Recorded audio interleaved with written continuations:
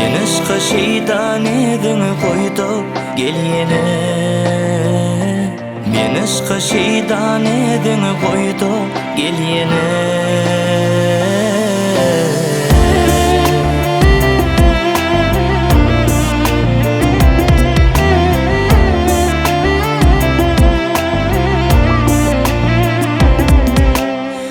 Bugün jeren gözleri men hıydar karadım. Köpün berdim şol bakışlarda yar sana. Elegidim yanıma, erdim sana karaştım.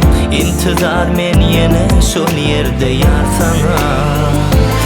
Aşık sana yar bolmana, arzularım sana bağlı. Bile bile güle güle aylanali elimi. Gelir de yarım mehrine,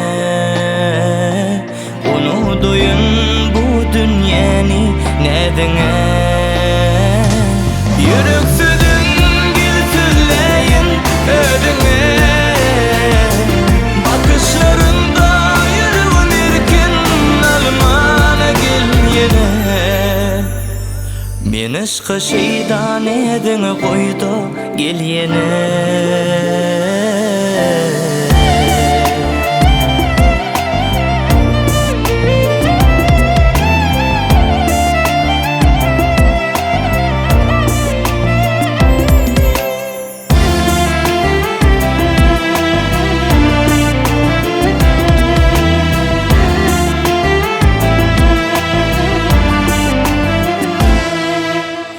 Aylı giyeceğim uğruna gürk edip gül cemalın. Du şişmana gel bugün yana edidin.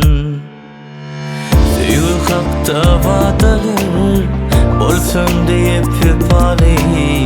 Sözleşeli gel birbire söylenin. Aşık sana yar bolmana, arzularım sana bağlı. Bile bile güle güle aylanali elimi. Gelir de yarım mehrine, unuduyun bu dünyani nedine.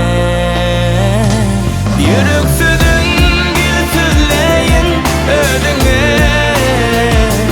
Bakışlarında yürüvün erkin almana gel yine.